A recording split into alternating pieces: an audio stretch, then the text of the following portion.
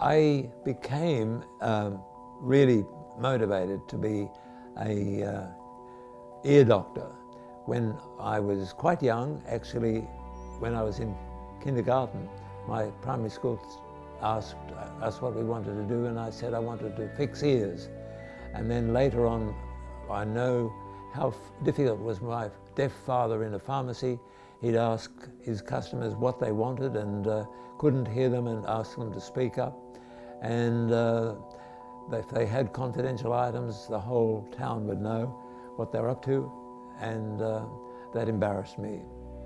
I got interested in working in hearing loss because I thought, close to finishing my PhD in communication systems, data transmission on telephone lines, and I heard from another academic in the department, David Dewhurst, that Graham Clark was looking for someone to work in the engineering side of his bionic ear. My job search wasn't going well, and I thought I should at least have an interview with Graham and find out what it was all about, and things went from there. Jim clearly showed that he had lateral thinking, and I knew that he was going to be the right person. As I recall, the question I asked him was, "Do you think it'll work?" And he said, "I don't know." But then he added, "But if it does, you might have a job." Now, as far as the team was concerned, I think one of the things I enjoyed was that we were all young, we all worked together, and we were all committed, and that was a real great feeling. The challenges that we faced were different for each member, I think. My challenges were to help keep the team together, to fund the team, and funding was not easy at all, because I knew if we didn't have any money, we didn't have a team. And at first I had to go to speak at Lions and Rotary lunches, got a few $100s here and there, and I could see it was going to take a lot of money and a lot of luncheons to make the device. We hope to be doing research into 3 areas.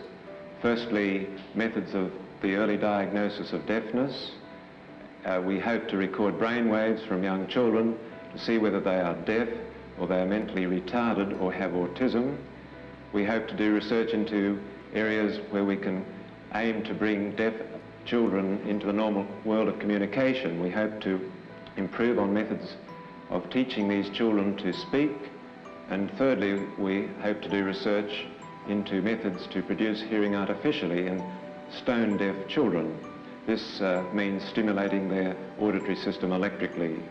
Part of the job we had to do was work with a television station, which meant going down to the streets of Melbourne and shaking a tin asking people for a donation. And I had a lovely PA, Joan Ma, and we had a competition to see who could raise the most money. Joan would stand outside the very leading store, and I would stand in the main street where elderly ladies came back from Myers. I won hands down. It was an interesting insight into human generosity. But I think it's worth adding in that, of course, the reason for needing to have this form of fundraising was because there was no way the conventional sources of research funds would fund this research, because it was just seen to be too risky. Unfortunately, the scientists of the day didn't believe that it would work. Leading people had written, and that influenced people. And worse still, from my angle, I was called all sorts of things. Clown Clark. It was so unlikely to be successful. As far as developing this work and doing this research, I was told so many times that it wouldn't work, that the others in the United States and elsewhere had shown that it wouldn't and said that it wouldn't, and I was really wasting money that could be well spent on teaching. I feel it's rather ironical that, having been abused regularly for making a press statement that there might be 5,000 people in Australia with a profound loss that could benefit. But here we are now, 500,000 people have had the cochlear device. It was quite prophetic in a way, but very hard at the time. It was difficult to find any patients, and that was very embarrassing to have gone to the press and said, here's a device that might help thousands, and I couldn't even get 1 or 2 patients. What do you expect from this operation? Well, I would like to be able to hear something again. It's a nightmare being deaf. If it helps with speech so I can hear it again, I'll be very grateful. When we did operate, trying to be careful, and Rod recovered well, then the next challenge by the end of the year, because the money was running out, was to see if we could get speech understanding.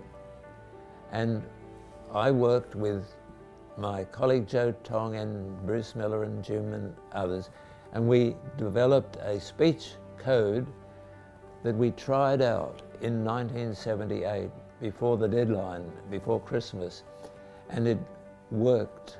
And I was so moved, I went into the next door lab and I burst into tears of joy.